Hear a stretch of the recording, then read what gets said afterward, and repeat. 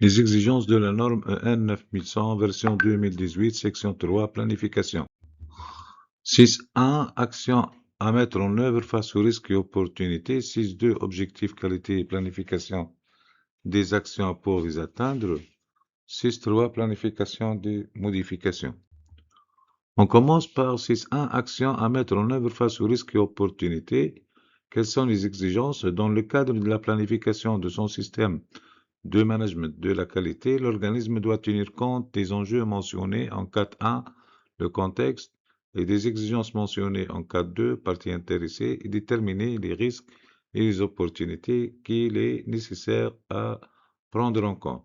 La solution pratique, donc on va établir une procédure de gestion des risques. Voilà le processus voilà le processus de management des risques selon la norme ISO 31001, donc établissement du contexte,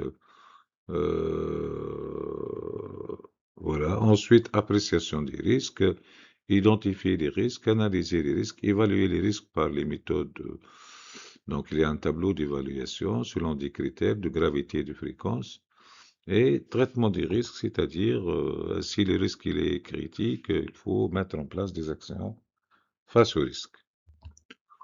Bon, exemple d'un registre des risques selon la norme N9100.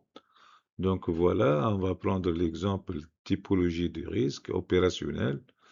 On parle du produit, sécurité de produit, description du risque présence des FOD, corps étranger dans une boîte de transmission aéronautique, cause potentielle mauvais nettoyage des carters avant fermeture du sous-ensemble, l'impact ou l'effet blocage mécanique en vol, défaillance critique, risque sécurité, donc la fréquence c'est 2, ou bien la probabilité, la gravité c'est 5, 5 fois 2 c'est 10, donc c'est critique.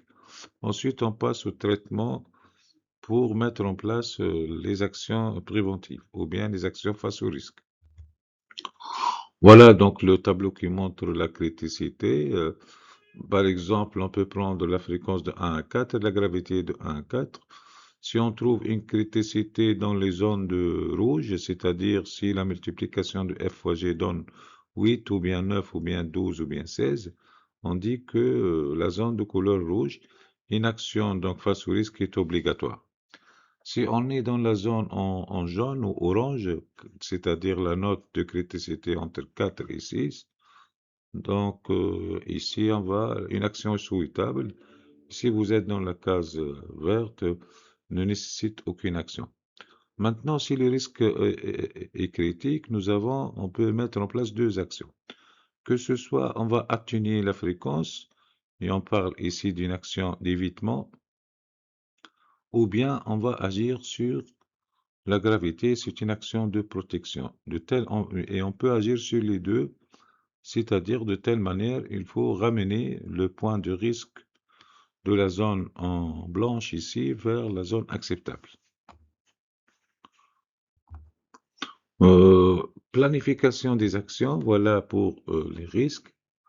Donc, si le risque est critique, par exemple, le premier cas, niveau critique, note C4, donc réponse au risque accepté. Donc, c'est quoi l'action? Mise en œuvre des actions issues de l'analyse des enjeux et de surveillance et des enjeux internes et externes. Donc, qui va faire ça? DG, la date, l'échéance et l'état, si le suivi c'est fait. Donc, deuxième cas, risque élevé. Donc, l'action, c'est s'assurer que les objectifs, bien sûr, il y a une partie manquante. Quel est le risque et la note ici? Donc, on a vu ça dans le diapo précédent. L'action, c'est s'assurer que les objectifs sont définis de façon cohérente avec la stratégie DG immédiat en cours. Donc, à la fin, on trouve le suivi de plan d'action. 6.2, objectifs, qualité, planification des actions pour les atteindre. Donc, l'exigence, c'est l'organisme doit établir des objectifs qualité aux fonctions, au niveau et process concernés nécessaires au système de management de la qualité. La solution pratique, c'est d'établir un tableau des objectifs. Bon, il montre, si vous voulez, l'orientation stratégique, les objectifs tactiques, donc à moyen terme, la stratégie à long terme, et les objectifs tactiques sont cités dans la politique qualité et les objectifs opérationnels par processus, c'est-à-dire les indicateurs. Voilà un exemple d'un processus, des objectifs qualité par processus.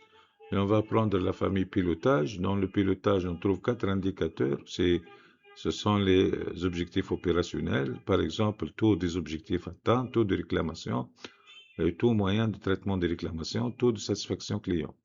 La méthode de calcul de chaque indicateur et l'axe de la politique, c'est-à-dire le premier indicateur opérationnel taux des objectifs atteints, il reflète sur le deuxième axe de la politique qualité. On peut ajouter une autre colonne, l'axe stratégique, c'est-à-dire on peut ajouter à côté de l'axe politique, il reflète le 2 aussi, il reflète sur l'axe stratégique numéro 1.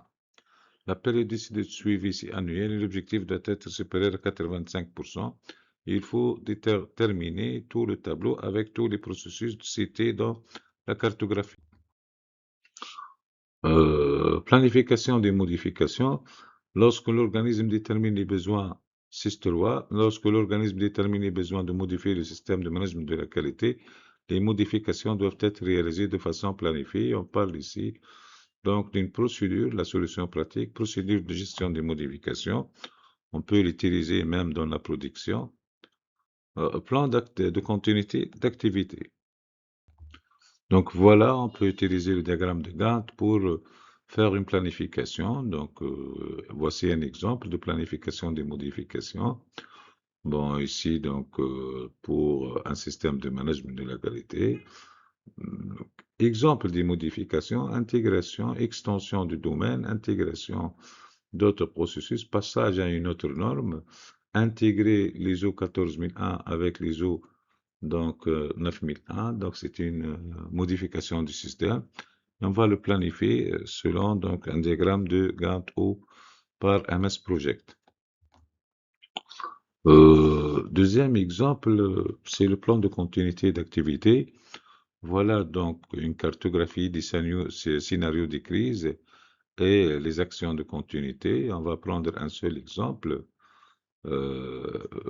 L'indice, par exemple, on va prendre l'exemple de l'informatique. Deuxième ligne, panne ou cyberattaque du système d'information ERP, impact opérationnel, perte d'accès aux fiches suiveuses numériques et des données de traçabilité, solution de continuité, passage immédiat sur les fiches suiveuses papier d'urgence pré-imprimées et sécurisées, sauvegarde externalisée des données de contrôle hors ligne, maîtrise des exigences de la norme, garantie d'absence de pièces contrefaites ou non-traçabilité. Voilà donc l'objectif selon la norme ISO EN 9100. Voilà, c'est la fin de cette section. Merci pour votre attention et à la prochaine section.